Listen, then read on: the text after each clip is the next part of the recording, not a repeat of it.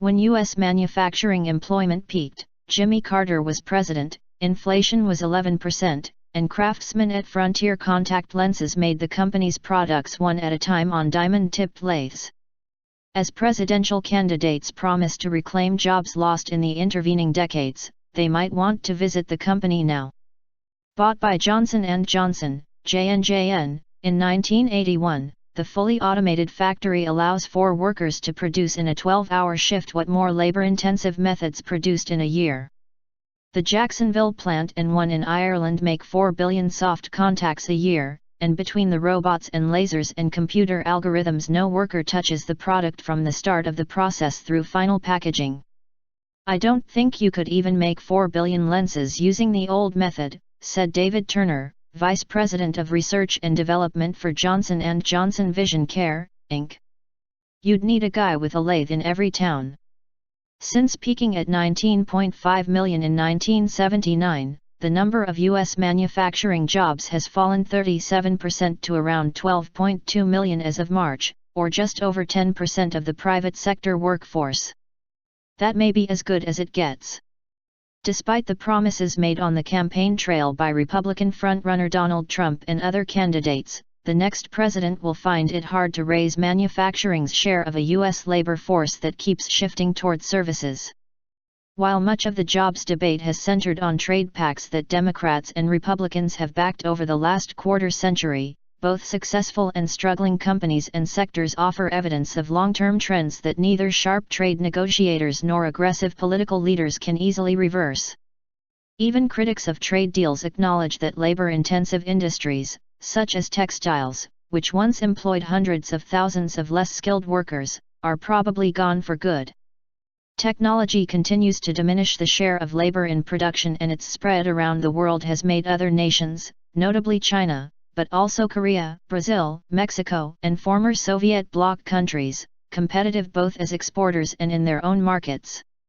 Investment worldwide is drifting steadily toward services, according to the United Nations Conference on Trade and Development, and Americans are spending relatively less of their income on manufactured goods. A Reuters analysis of federal data for 1,267 categories of goods shows that the United States has been running a trade deficit in more than 500 of them since at least 1992, before the North American Free Trade Agreement came into force or China joined the World Trade Organization, events often cited as turning points for U.S. manufacturing. Since the 2007 to 2009 recession, manufacturing has added about 800,000 jobs, but that has lagged overall job growth. As a result, manufacturing's share of private employment has continued to fall, from about 11% since the recession ended. The move toward a more global market hurts the marginal, low-skilled worker, but it was inevitable and you cannot roll it back, said Brookings Institution senior fellow Barry Bosworth. At CareerSource Northeast Florida, a job development group, President Bruce Ferguson, Jr. said by necessity he focused on finding a path for entry-level service sector employees to move up a career ladder, because services are where the growth is. The raw, manufacturing, numbers don't look anything like the service sector and they never will, he said. Voter angst and promises. A majority of 6,500 Americans surveyed in March as part of Reuters/Ipsos 2016 campaign polling acknowledged that free trade brings lower prices, but also saw it as a drag on wages and jobs and an important issue for the next president to confront. Tapping such concerns, Trump has promised punitive tariffs to bring back jobs for those left behind in the current recovery, particularly the roughly two-thirds of Americans without a college degree. Former Secretary of State Hillary Clinton switched gears as a candidate to oppose a major Pacific trade deal and promises billions in public support for manufacturing. Her Democratic rival Bernie Sanders calls for worker protection against what he considers unfair trade, while Republican Ted Cruz has focused on trimming government red tape. However, playing tough on trade carries some risks and there are limits to what trade talks and tariffs can accomplish. The U.S. steel industry is a case in point. The American Iron and Steel Institute estimates around 12,000 jobs were lost to a recent jump in imports, mainly from China. It reckons those jobs could be recovered with steps, such as the anti-dumping duties imposed by Washington late last year. That pales, however, in comparison with more than 200,000 jobs that the sector has lost since the early 1980s, some because of imports, but some because the amount of labor needed to produce a ton of steel has fallen from 10 hours to less than 2.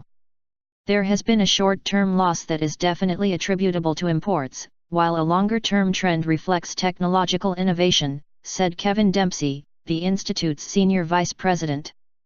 Such dynamic is not limited to old industries like steel. Florida is home to successful manufacturers big and small in a wide range of sectors, which export nearly half of their output, double the national average. Yet, as is the case nationally, the share of jobs available to those with a high school degree has been shrinking since 2000, according to federal data, and wages have been stagnant. Johnson & Johnson Vision Care's recent approval of a $300 million expansion, which added some 100 jobs, cements the company's U.S. presence, but also shows how technology and innovation reshape the landscape.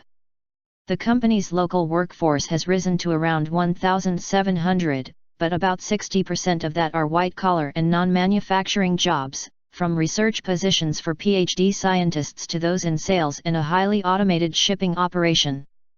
Florida development officials say the trend is clear: manufacturers keep cutting the labor content of their products, and each round of investment tends to drive up the skill levels that workers need. That may benefit the state's economy, but acts as a reality check for workers who hope that the November 8 presidential vote can reverse decades-old trends. How do you evaluate a company that says we will spend a lot of money and make the workforce more qualified but not create many jobs? Said Aaron Bowman, Senior Vice President for Business Development at Jacksonville Partnership, a regional economic development agency and division of the local Chamber of Commerce. Over time you see more projects that bring in fewer jobs but a bigger bang.